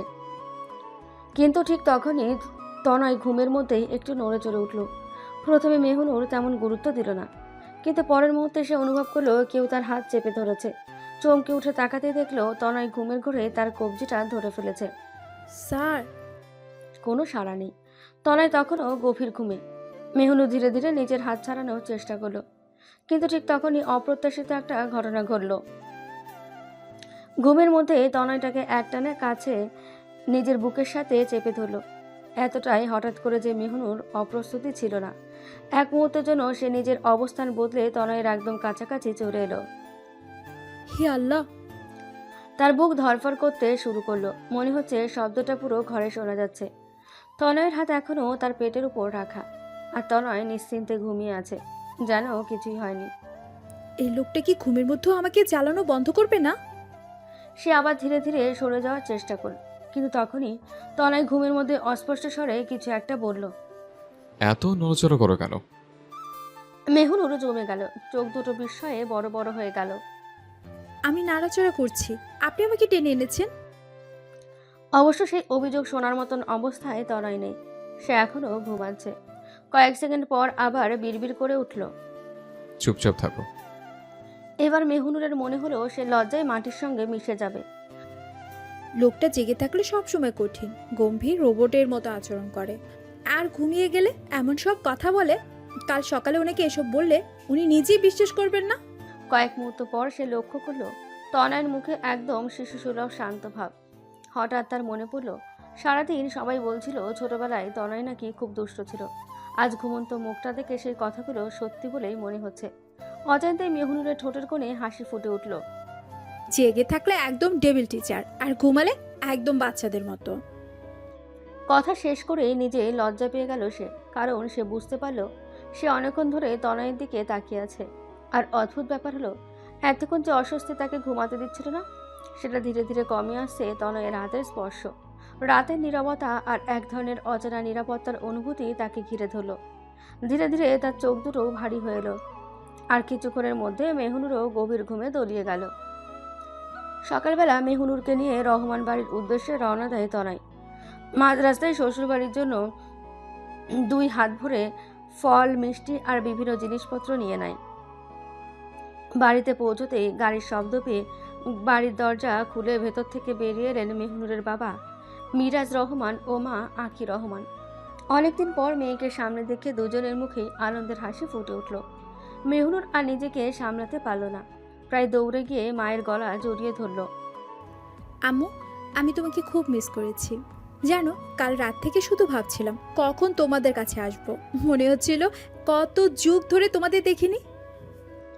আহা, আমার মা, এমনভাবে জড়িয়ে ধরেছ যেন কয়েক বছর পর দেখা হচ্ছে। মাত্র 2 দিন হয়েছে, আর তাতে এই অবস্থা। তোমার কাছে একটা দিন মনে হতে পারে, কিন্তু আমার কাছে অনেক অনেক সময় মনে হয়েছে। নতুন জায়গা, নতুন মানুষ, নতুন পরিবেশ, সব কিছু অন্যরকম। মেয়ের মাথায় স্নেহের হাত বুলিয়ে দিলেন তিনি। এদিকে মেহুনুরের বাবা এগিয়ে এসে তনয়ের দিকে তাকালেন। আসো বাবা তন্ময়, কেমন আছো? কালকের পর আজ আবার তোমাকে দেখে ভালো লাগছে। আলহামদুলিল্লাহ আব্বু, ভালো আছি। আপনি কেমন আছেন? আমিও ভালো আছি বাবা। এসো, সবাই ভেতরে এসো, বাইরে দাঁড়িয়ে থেকে আর কথা বলতে হবে না। ঘরে ঢুকেই মেহনুরের চোখ চারদিকে ঘুরে বেড়াতে লাগলো। সব কিছু আগের মতোই আছে। নিজের বাড়িতে ফিরে তার মনটা হঠাৎ করেই অনেক হালকা হয়ে গেল। আম্মু, আমি আমার রুমে যাই, আমার রুমটাকে খুব দেখতে ইচ্ছে করছে। কথা শেষ করে প্রায় দৌড়ে সিঁড়ি বেয়ে ওপরে উঠে গেল সে। ওকে এভাবে ছুটতে দেখে সবাই হেসে ফেলল। দেখলে বাবা, মেয়েটা একটুও বদলায়নি, এখনো ঠিক আগের মতোই আছে। জি আব্বু, বদলায়নি তো বটে। আমার মনে হয় আগের চেয়ে একটু বেশি চঞ্চল হয়েছে। তাই নাকি? জি, সারাদিন কথা বলে, ঝগড়া করে, অভিযোগ করে, আবার কিছুক্ষণ পর সব ভুলেও যায়। তাহলে বুঝেছি, তুমি ইতিমধ্যেই আমাদের মেয়েকে বেশ ভালোভাবে চিনে ফেলেছ। সারাদিন ভালোই জামাই আদর পেয়েছে তনয়। আর মেহুরিন, সে তো বাবার বাড়ি আসতে পেরে সে যেন এখন আকাশে বাতাসেই উড়ছে। রাত প্রায় 10:30। রহমান বাড়ির অতিথি কক্ষে বসে আছে তনয় আর মেহনুর। সারাদিন আত্মীয় স্বজন, গল্প আর আপ্যায়নের ভিড়ে ঠিকমতো কথা বলার সুযোগই হয়নি তাদের। ঘরে এখন নীরবতা। মেহনুর বিছানার একপাশে বসে মোবাইলে কিছু দেখছিল, আর তনয় জানালার পাশে দাঁড়িয়ে বাইরে তাকিয়েছিল। মেহনুর, কোনো সাড়া নেই। মেহনুর বিছানার একপাশে বসে ফোনে পুরোপুরি ডুবে আছে। স্ক্রিনের আলোতে তার মুখটা আলতো করে জ্বলজ্বল করছে, চোখ একদম স্থির। তনয় একটু ভ্রুকুচকে আবার ডাকলো। মেহনুর শুনছো? এবারও কোনো উত্তর নেই। ধীর পায়ে এগিয়ে এসে তনয় বিছানার পাশে দাঁড়ালো। এত কি দেখছো? যেমন ডাকো শুনছো না? 1 মিনিট। তনয়ের মুখটা একটু শক্ত হয়ে গেল। সে আর অপেক্ষা করলো না। হঠাৎ করে যে ঝুঁকে মেহনুরের হাত থেকে ফোনটা নিয়ে নিল। এই, কি করছেন আপনি? ফোনটা হাতছাড়া হতে মেহনুর চমকে উঠল। পরক্ষণে সে ফোনটা ফেরত নিতে এগোলো। ফোনটা দিন। তনয় ফোন ফেরত না দিয়ে হাত ওপরে তুলে ফেলল। ফোনটা ফিরিয়ে নিতে গিয়ে মেহনুর আরও এক ধাপ এগিয়ে এলো। তনয়ের পায়ের ওপর ভর দিয়ে দাঁড়িয়ে নিজের ফোন নেওয়ার চেষ্টা করতে থাকে। নিজের বিবাহিত স্ত্রীকে এত কাছে পেয়ে কোনো পুরুষ কি নিজের ঠিক রাখতে পারে? তনয়ও পুরুষ। মেহনুরকে এত কাছে পেয়ে ওর মনে হলো আজ সব বাধা ভেঙে মেহনুরকে নিজের করে নেবে। তনয় ওর অন্য হাত দিয়ে মেহনুরকে একদম নিজের কাছে টেনে নিয়ে ওর গলায় মুখ ডুবিয়ে দেয়। মেহনুর আবেশে নিজের চোখ বন্ধ করে ফেলল। কিন্তু হঠাৎ ওর কি হলো কে জানে, এক ধাক্কায় তনয়কে নিজের থেকে দূরে সরিয়ে দিয়ে চিৎকার করে বলল, আমার এই শরীরের জন্যই আমাকে বিয়ে করেছেন, তাই না? তাহলে এই 2 দিন ভালো সেজার অভিনয় করেছিলেন কেন? হ্যাঁ, বিয়ের রাতেই খুবলে খুবলে খেতেন আমার শরীর। আমাকে তো বিয়ে করেছেন আপনি, আপনার তো এখন অধিকার আছে আমার শরীর পাওয়ার। নিন শরীর, আপনার খায়েশ মজার। পরের দিনই সকাল। জানালার পর্দার ফাঁক দিয়ে সকালে নরম রোদ এসে মেহনুরের মুখে পড়ছে। ধীরে ধীরে তার ঘুম ভাঙল। ঘুম ভাঙতে গত রাতের ঘটনাগুলো একের পর এক মনে পড়ে গেল, আর সঙ্গে সঙ্গে তার বুকের ভেতরটা মোচড় দিয়ে উঠল। রাতের শেষ কথাগুলো এখনো কানে বাজছে। আমি কি খুব বেশি বলে ফেলেছি? ওনার সাথে ওভাবে কথা বলা উচিত হয়নি। কথাগুলো ভাবতে ভাবতে সে পাশ ফিরল, কিন্তু পরের মুহূর্তেই থমকে গেল। বিছানার অন্য পাশ খালি, তনয় নেই। কাল রাতেও তনয় ওর পাশে ছিল না। মেহনুর এত কিছু বলার পরেও তনয় একটা শব্দ বলেনি, চুপচাপ বারান্দায় চলে গিয়েছিল। রাতে ফুসতে ফুসতে কখন যে ঘুমিয়ে বলতে পারবে না। পুরো রুম ও বারান্দা ঘুরে দেখলো মেহনুর। পরে ভাবলেও হয়তো ওয়াশরুমে আছে, কিন্তু কিছুক্ষণ অপেক্ষা করেও কোনো শব্দ পেল না। ওয়াশরুমে দরজা খুলে দেখলো তনয় সত্যিই নেই। মেহনুরের বুকের ভেতরটা হঠাৎ ধক করে উঠল। উনি কোথায় গেলেন? আমার কথায় কি এতটাই কষ্ট পেয়েছেন? দ্রুত নিচে নেমে এলো সে। ডাইনিং রুমে গিয়ে দেখলো আখি রহমান রাস্তার টেবিল গুছাচ্ছেন। আম্মু, উনি কোথায়? কে? মানে তনয় স্যার। আখি রহমান হালকা অবাক হলেন। ও তো অনেক আগেই চলে গেছে মা। চলে গেছে? হ্যাঁ, সকালে নাকি জরুরি একটা কাজ ছিল, ফজরের পরেই উঠে রেডি হয়ে বেরিয়ে গেছে। আমি তোর কথা জিজ্ঞেস করলাম, বলল ঘুমাচ্ছিস, তাই বিরক্ত করিনি। মেহনুরের মুখটা মুহূর্তেই মলিন হয়ে গেল। সে ধীরে ধীরে চেয়ারে বসে পড়ল। অদ্ভুত এক শূন্যতা অনুভব হচ্ছে। কাল রাতে যা বলেছে তারপরে একটা কথাও না বলে তনয়ের চলে যাওয়াটা কেমন যেন লাগছে। কি হয়েছে মা? কিছু না। মুখ দেখে তো অন্য কথা মনে হচ্ছে। না আম্মু, কিছু হয়নি, মাত্র ঘুম থেকে উঠেছি, তাই হয়তো এমন দেখাচ্ছে। হতে পারে, তোর আব্বুকে ডেকে নিয়ে আয়। তনয় সকালে ভোরে মেহনুরদের বাড়ি থেকে ওর বন্ধু রাফির বাড়িতে এসে উঠেছে। এখন মেহনুরকে ছাড়া সে নিজের বাড়িতে যাওয়া মানে হাজার প্রশ্নের সম্মুখীন হওয়া। আর মেহনুরদের বাড়িতে থাকলে হয়তো দম বন্ধ হয়ে মরে যাবে, তাই এখানে চলে এসেছে। রাফির বাসার ছোট্ট গেস্ট রুমে জানালার পাশে দাঁড়িয়ে আছে তনয়। বাইরে সকালে রোদ উঠছে, কিন্তু তার ভেতরের অস্থিরতা একটুও কমছে না। হাতে মোবাইল, স্ক্রিনে কিছু নেই, শুধু বারবার বন্ধ করে আবার খুলছে। বারবার চোখের সামনে ভেসে উঠেছে রাতের সেই ভয়ঙ্কর দৃশ্য, যেখানে মেহনুর অনেকটা রেপিস্টের সাথে তুলনা করেছে ওকে। রাফি দরজার ফাঁক দিয়ে তাকিয়ে বলে, কিরে ভাই, সকালে এমন ভোরে আমার এখানে চলে এলি? কিছু জিজ্ঞাসা করলে কোনো জবাব না দিয়ে বললি তোর ঘুম পেয়েছে, ঘুমাবি। ঘুমিয়েছিস তো? এখন আমার উত্তর দে, এত সকালবেলা বউ রেখে আমার এখানে কি? কেন, কোনো কারণ ছাড়া কি আমি তোর বাড়িতে আসতে পারি না? দেখ, অন্য সময় হলে জিজ্ঞাসা করতাম না, কিন্তু এখন তুই বিবাহিত, কোথায় বউয়ের সাথে রোমান্স করবি সেই জায়গায় আমার এখানে এসে বসে আছিস। তুই কি চাচ্ছিস আমি এখান থেকে চলে যাই? যদি চাস তাহলে বলে দে, আমি চলে যাচ্ছি। রাফি পেছনে ঘুরে রুম থেকে বের হতে হতে বলল, এর জন্যই তো বলে কারো উপকার করতে গেলে আগে নিজের ভাগ্য দেখে নিতে হয়। আমি তো ভাবলাম ভালো কাজ করি, মানুষের পাশে দাঁড়ায়, আর ফল কি? উল্টো দোষ আমার ঘরে এসে পড়লো। মানুষ উপকারের দাম দেয় না, বরং মনে রাখে কখন ভুলটা করেছিলাম। সে একটু থেমে দীর্ঘশ্বাস ফেলে আবার বলল, আর শোন, ভবিষ্যতে যদি কখনো তোর আর তোর বউয়ের মধ্যে কোনো ঝামেলা টামেলা হয়, কোনো ভুল বোঝাবুঝি হয়, কান্নাকাটি বা রাগারাগি হয়, আমি কিন্তু সোজা সাইডে, একদম নিরপেক্ষ, একটাও কথা বলবো না। আমাকে জিজ্ঞাসা করতেও আসবি না। আমি কিছু জানি না, আমি শুধু দর্শক টাইপ হয়ে যাবো। রাফি আবার নাটক করে হাত তুলে বলল, আগেই বলে দিলাম, পরে আবার বলিস না যে আমি সাহায্য করিনি।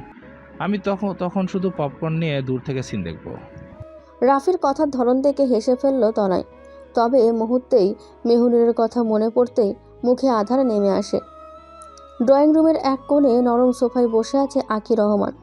সকালের আলো জানালা দিয়ে ঢুকে ঘরটাকে শান্ত করে তুলেছে। চারপাশে নীরবতা, শুধু ঘড়ির টিকটিক শব্দ শোনা যাচ্ছে। মেহুনুর ধীরে ধীরে এসে তার মায়ের কোলে মাথা রাখল। আজ তাকে একটু ভিন্ন লাগছে, চোখে ক্লান্তি, মুখে লুকানো অস্থিরতা। আকি রহমান কিছুক্ষণ কিছু বললেন না, শুধু মেয়ের মাথায় আলতো করে হাত বুলিয়ে দিলেন। আঙুলের ছোঁয়ায় যেন মেহুনুরের ভেতরের অস্থিরতা একটু একটু করে নরম হয়ে আসছে। কি হয়েছে রে মা, এত চুপচাপ কেন? কিছু না আম্মু। কিছু না হলে এমন মুখ করে কেউ বসে না, বলতো? তনয় কিছু বলেছে? নামটা শুনতেই মেহুনুরের বুকের ভেতরটা একটু কেঁপে উঠল। সে চোখ বন্ধ করে রইল। উনি কি বলবে? আকি রহমান ধীরে ধীরে তার চুলে হাত বুলাতে বুলাতে আবার জিজ্ঞেস করলেন, ও কি তোকে কষ্ট দিয়েছে মা? তোর সাথে ঠিকভাবে কথা বলে না? মেহুনুর একটু চুপ করে রইল, তারপর ধীরে ধীরে বলল, না আম্মু, উনি আমাকে কিচ্ছু বলেনি। উনি আর ওনার পরিবার খুব ভালো। আমি বোকার মতো তোকে প্রশ্ন করছি, তনয় তোকে কষ্ট দিয়েছে কিনা? যে ছেলে তোকে নিজের করে পাওয়ার জন্য এত পাগলামি করেছে, সেই ছেলে তোকে পাওয়ার পর কি তোকে কষ্ট দিতে পারে? মেহুনুর শোয়া থেকে উঠে বসে অবাক কণ্ঠে তার মাকে বলল, পাগলামি করছেন মানে? আকি রহমান মেয়ের দিকে তাকিয়ে বলল, ও, তোকে তো কিছুই বলা হয়নি। তাহলে শোন, তোর বাবা তোর বিয়ে ঠিক করেছিল তার বন্ধু ছেলের সাথে। তনয় কিভাবে এসব জেনেছে জানি না। কিছুদিন পর আমাদের বাড়িতে আসে বেআই সাহেব, এসে বলে, ঠিক আছে, এই নতুন তথ্য অনুযায়ী সিনটা ঠিক করে দিচ্ছি, যাতে কোনো পূর্ব পরিচয়ের বিষয় না থাকে এবং গল্পটা লজিক্যাল থাকে। ঘরটা নিস্তব্ধ হয়ে গেল। মেহুনুর মায়ের মুখের দিকে তাকিয়ে আছে, যেন প্রতিটা শব্দ গিলে নিচ্ছে। কি বলেছিল আম্মু? আকি রহমান একটু থেমে আবার বলতে শুরু করলেন, সেদিন দুপুরে মিরাজ রহমানের বাড়ি। ড্রয়িং রুমে বসে আছেন মিরাজ রহমান। হঠাৎ দরজায় নক হলো। বাইরে দাঁড়িয়ে আছেন তৌফিক চৌধুরী, গম্ভীর চেহারা কিন্তু ভদ্র ভঙ্গি।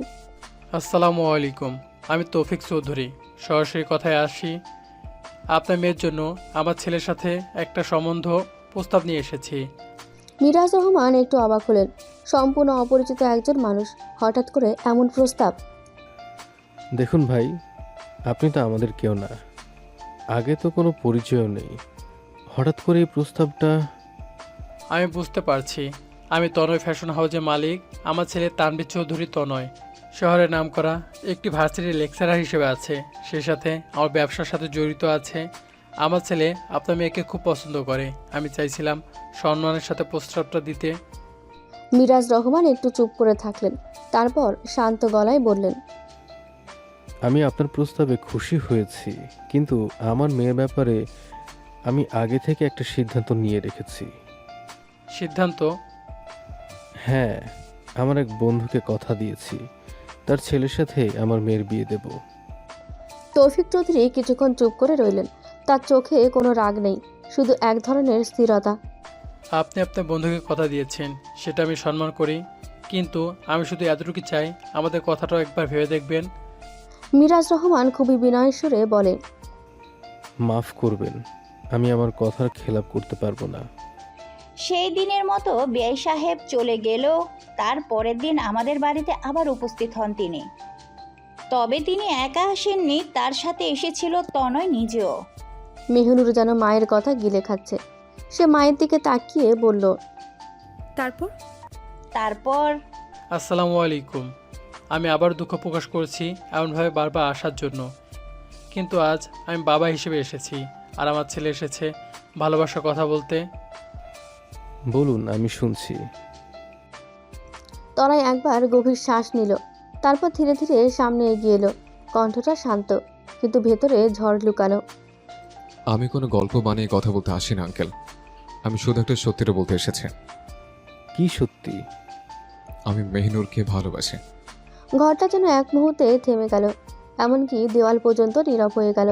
মিরাজ রহমান ধীরে ধীরে তাকালেন। ভালোবাসা?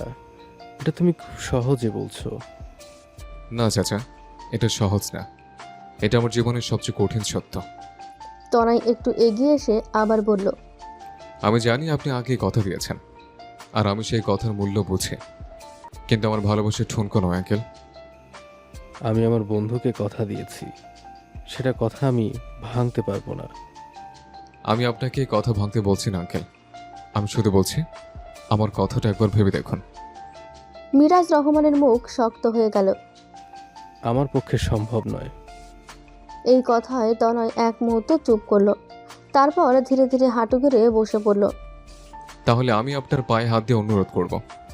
ঘরের সবাই চমকে উঠল। তনয় ধীরে ধীরে মিরাজ রহমানের পা ধরে ফেলল। আঙ্কেল, আপনার মেয়ে মেহিনুরকে আমাকে দিয়ে দিন না, আমি তাকে রানীর মতো করে রাখবো, কোনো কষ্ট তার আশেপাশে আসতে দেব না, তাকে ভালোবেসে আগলে রাখবো। প্লিজ আঙ্কেল, দিয়ে দিন না মেহিনুরকে। মিরাজ রহমান কেঁপে উঠলেন। এই ছেলে, ওঠো। না আঙ্কেল, আজ আমি উঠবো না। মেহিনুরকে আমি নিজের করে না পেলে আমি বাঁচবো না। মেহিনুর আমার কাছে অক্সিজেনের মতো। মানুষ যেমন অক্সিজেন না পেলে মারা যায়, আমি তেমন মেহিনুরকে ছাড়া নিঃস্ব হয়ে যাব। আমার কথা রাখুন না আঙ্কেল। তনয়ের চোখে পানি, কিন্তু কণ্ঠ শক্ত। তবুও মিরাজ রহমান চোখ বন্ধ করে মাথা ঘুরিয়ে নিলেন। না, আমি আমার কথা বদলাতে পারবো না। সেদিন আর কোনো কথা হয়নি। তনয় উঠে দাঁড়ালো, চোখ মুছল। তৌফিক চৌধুরী ছেলের কাঁধে হাত রাখলেন। চলো। দুজনে সেদিন চলে গেলেন, কিন্তু তনয়ের চোখে ছিল না হারার ছাপ, ছিল অপেক্ষার আগুন। এরপর শুরু হলো অন্য গল্প। প্রতিদিন সকালে মিরাজ রহমান অফিসে যান, আর প্রতিদিনই অফিসের সামনে দাঁড়িয়ে থাকে তনয়। বৃষ্টি হোক বা রোদ, একই জায়গা। প্রথম দিন মিরাজ রহমান কিছু বলেনি, দ্বিতীয় দিনও না, তৃতীয় দিন তিনি শুধু একবার তাকিয়ে চলে গেছেন, চতুর্থ দিন তিনি নিজেই থেমে গেলেন। তুমি কেন এখানে দাঁড়িয়ে থাকো? কারণ আমি এখনো একই জায়গায় আছি আঙ্কেল, আমি মেহিনুরকে চাই। তুমি বুঝতে পারছো না? আমি সিদ্ধান্ত বদলাবো না। আমি মেহিনুরকে ভুলতে পারবো না। এভাবেই কেটে গেল আরও কিছুদিন। একদিন হঠাৎ মিরাজ রহমান অফিস থেকে বের হয়ে দাঁড়ালেন তনয়ের সামনে। দীর্ঘ নীরবতার পর তিনি বললেন, তুমি কি সত্যি মনে করো তুমি আমার মেয়েকে সুখী রাখতে পারবে? আমি পৃথিবীর সব সুখ ওর পায়ের কাছে এনে হাজির করব, ওকে কোনো কষ্ট ছোঁয়ার সুযোগ দেব না। এই কথাটাই বদলে দিল সব। মিরাজ রহমান অনেকক্ষণ চুপ করে থাকলেন, তারপর ধীরে ধীরে বললেন, ঠিক আছে, আমি আমার কথা ভাঙছি না, আমি আমার সিদ্ধান্ত বদলাচ্ছি। তনয় যেন বিশ্বাস করতে পারছিল না। আমি এই কয়েকদিনে বুঝে ফেলেছি তুমি আমার মেয়ের জন্য কি করতে পারো। তোমার ভালোবাসাকে অসম্মান করার সাহস পেলাম না। আমি রাজি। তনয়ের চোখে প্রথমবারের মতন শান্তি নেমে এলো। ঠোঁটের কোণে এক চিলটে হাসি ফুটে উঠল। পুরো ঘটনা শুনে মেহনুরের চোখে জল এসে জমে গেছে। সে একবার মায়ের দিকে তাকায়, আবার নিচের দিকে চোখ নামিয়ে নেয়। বুকের ভেতরটা অদ্ভুতভাবে ভারী লাগছে, যেন এতদিনের না বলা একটা সত্য হঠাৎ করে শ্বাস আটকে দিয়েছে। আফসোস করতে শুরু করে। সে না জেনে তনয়কে কত বাজে কথা বলেছে, অপমান করেছে, অথচ এই মানুষটা তাকে পাওয়ার জন্য লড়াই করে গিয়েছে। মেহনুর আখি রহমানের আড়ালে চোখের পানি মুছে তাকে বলল, আম্মু আমি ঘরে যাচ্ছি। আচ্ছা ঠিক আছে, যা। মেহনুর এক দৌড়ে নিজের রুমে চলে আসে। পাগলের মতন পুরো ঘর খুঁজে নিজের মোবাইল বের করে। কম্পিত হতে ডায়াল করে তনয়ের নাম্বারে। 2 বার ফোন বেজে কেটে যায়, তবে তনয় ফোন রিসিভ করে না। তৃতীয় ডায়াল করা কিছুক্ষণ পর তনয় ফোন রিসিভ করে। কানে নিতেই মেহনুর ব্যস্ত গলায় বলল, আপনি আমাকে নিয়ে যেতে আসবেন না? তনয় যেন অনুভূতিহীন এমনভাবে উত্তর দিল। কেন আসবো? যাতে আবার তোমার শরীর খুবলে খেতে পারে? মেহনুর ফোনটা কানে ধরে যেন এক মুহূর্তে স্থির হয়ে গেল। তনের গলায় যে ঠান্ডা দূরত্ব ভরা স্বরটা ছিল, তা তার বুকের ভেতরটা আরো ভারী করে দিল। আপনি এমন কেন করছেন? কারণ তুমি তো সেটাই ভাবো, তাই না? আমি খারাপ। আমি শুধু তোমার শরীরের জন্য তোমাকে বিয়ে করেছি, আরও কত কে। না, আমি সেটা বলতে চাইনি। আমি ভুল বুঝেছিলাম। আপনি প্লিজ এখানে আসুন না। সরি, আমি তোমার সামনে গিয়ে দাঁড়াতে পারবো না। মেহনুর খুব কঠিন কণ্ঠে বলে উঠল, আমি আপনাকে 1 ঘন্টা সময় দিলাম। এই 1 ঘন্টার মধ্যে আপনি এখানে আসবেন। আপনি কোথা থেকে আসবেন, কিভাবে আসবেন আমি জানতে চাই না। 1 ঘন্টার ভিতর আপনি যদি এখানে না আসেন, আমি এমন কিছু করে বসবো যার জন্য আপনাকে সারা জীবন আফসোস করতে হবে। তনয়কে আর কিছু বলার সুযোগ না দিয়ে ফোন কেটে দেয় মেহনুর। কারণ সে জানে 1 ঘন্টা আগেই তনয় তার কাছে ঠিক চলে আসবে। সত্যি মেহনুরকে 1 ঘন্টা অপেক্ষা করতে হয়নি। তার আগেই শুনতে পেল তনয়ের গাড়ির আওয়াজ। কিছুক্ষণ আখি রহমানের সাথে কথা বলে মেহনুরের রুমের দিকে রওনা দেয় তনয়। তনয়ের পায়ের শব্দ যত এগিয়ে আসছে, মেহনুরের হৃদযন্ত্র যেন তত দ্রুত ডিপ করছে। দরজা খুলে ঘরে ঢুকতেই তনয় কয়েক মুহূর্ত স্থির হয়ে দাঁড়িয়ে রইল। ঘরের আলো নরম, কিন্তু ভেতরের বাতাসটা যেন ভারী। তার চোখ সরাসরি মেহনুরের দিকে গেল। মেহনুর আর এক মুহূর্ত দেরি করেনি, যেন এতক্ষণ ধরে জমে থাকা ভয়, অনুশোচনা আর ভালোবাসা একসাথে ভেঙে পড়ল। সে দৌড়ে গিয়ে তনয়কে শক্ত করে জড়িয়ে ধরল। ঘরের নিস্তব্ধতা ভেঙে শুধু শোনা যাচ্ছে মেহনুরের কাঁপা শ্বাস। কিন্তু তনয় একটুও নড়ল না। তার হাত দুটো ধীরে ধীরে পাশে নামানো, মুখে কোনো প্রতিক্রিয়া নেই, চোখে শুধু ক্লান্ত একটা শূন্যতা। মেহনুর কাঁদতে কাঁদতে বলল, আমি আমি অনেক খারাপ একজন মানুষ। আমি অনেক খারাপ আচরণ করেছি আপনার সাথে, অনেক খারাপ কথা বলেছি। আমি যখন আপনার সাথে এমন আচরণ করেছিলাম, আপনি কিছু বললেন না কেন? হ্যাঁ, আমাকে ধমক দিতেন, দরকার পড়লে আমাকে মারতেন। আপনি কিছু বললেন না কেন? কেন চুপচাপ চলে গেলেন? তনয় মেহনুরকে নিজের থেকে আলাদা করল না, আবার জড়িয়েও ধরল না।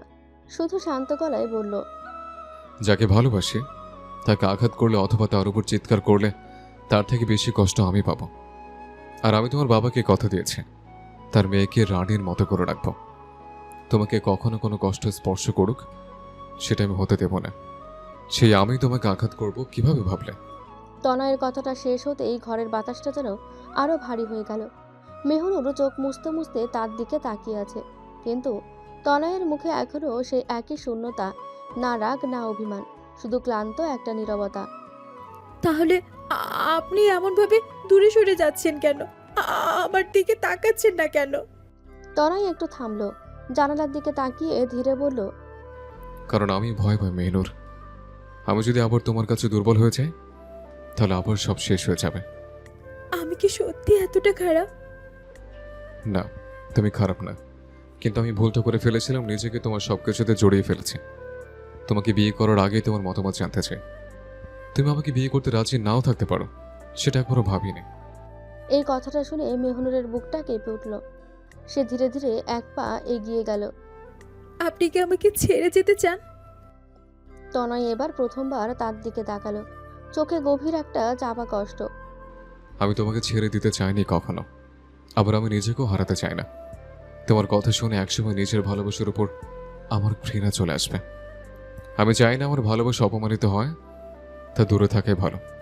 আমি বরং তোমাকে দূর থেকে ভালোবেসে যাব। ঘরের ভেতর কিছুক্ষণ কেউ কিছু বলল না, শুধু দেওয়াল ঘড়ির টিকটিক শব্দটা আরো জোরে শোনা যাচ্ছে। হঠাৎ মেহনুর নিচু স্বরে বলল, আমি যদি বলি আমি ভুল করেছি, আমি সব ঠিক করতে চাই। তনয়ের চোখ একটু কাঁপল, কিন্তু সে নিজের অনুভূতি লুকানোর চেষ্টা করলো। সব ঠিক করা তো সহজ না মেহনুর।